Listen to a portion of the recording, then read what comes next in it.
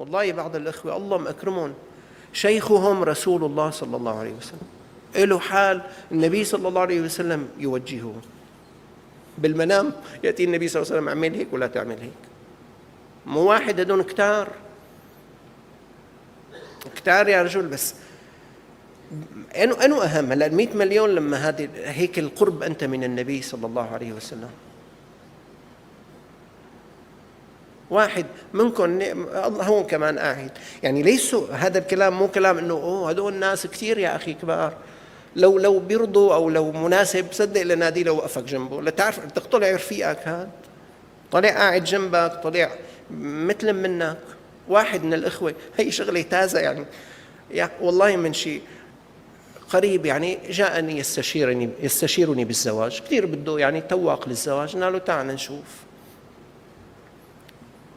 عندك بيت؟ لا. عندك شغل؟ عم يشتغل من جديد، دخله كتير بسيط، بس قال لي دخل كتير بسيط. سمعت الدورة التأهيلية للحياة الزوجية؟ قال لي لا. قال لي هيك شوي نتف. طيب أبوك بيساعدك؟ قال لي هو بخرج يساعدني بس ما بده يساعدني، قال لي أنت لساتك بغو ومو خرج تتجوز، روح اشتغل طح شوي هيك يعني تحمل مسؤولية شوي، بعدين شوف شو بيصير معنا. أمك؟ قال لي أمي ما بتقدر تحكي شيء بلا ما أبي يزعل، فقال لي شوف أبوك.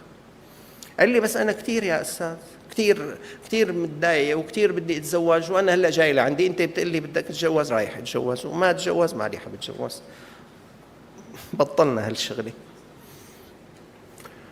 قلت له طيب يا أخي أنا بتشوف مو بقول لك يعني والله بقول للكل، بدنا مكان للسكن ولو بسيط، وبدنا دخل شهري ولو متواضع، وبدنا دورة تأهيلية للحياة الزوجية.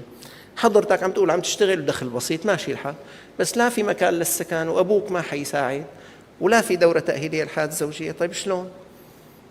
قال لي يعني شو أعمل هلا؟ قال لي من الآخير. قلت له ما في زواج، يلا خالص.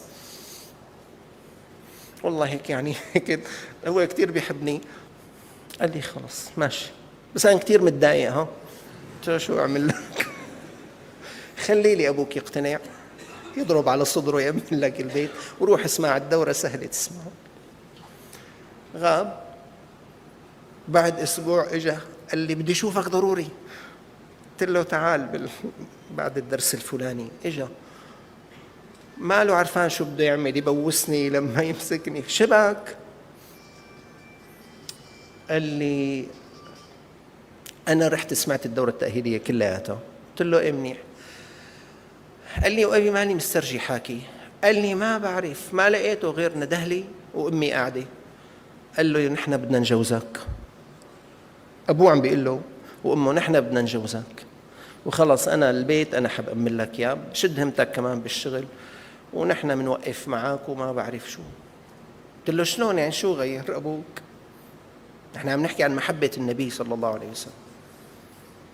قال لي يا أستاذ أنا رحت من عندك كتير أنا متضايق وبدي أتزوج وأنتوا كلكم قلتوا لي لا. قال لي صرت أدعي الله قل له يا رب خلي سيدنا محمد صلى الله عليه وسلم يتدخل. إذا سيدنا محمد صلى الله عليه وسلم يتدخل شو يعني؟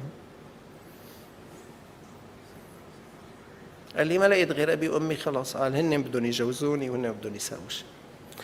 هلا الله ببركة سيدنا محمد صلى الله عليه وسلم يعطيك، وببركة رسول الله صلى الله عليه وسلم يكفيك، بركة رسول الله صلى الله عليه وسلم يتجلى عليك. بس خلي هيك بينك وبين النبي صلى الله عليه وسلم صلة وتعلق، ما تكون كتير بعيد.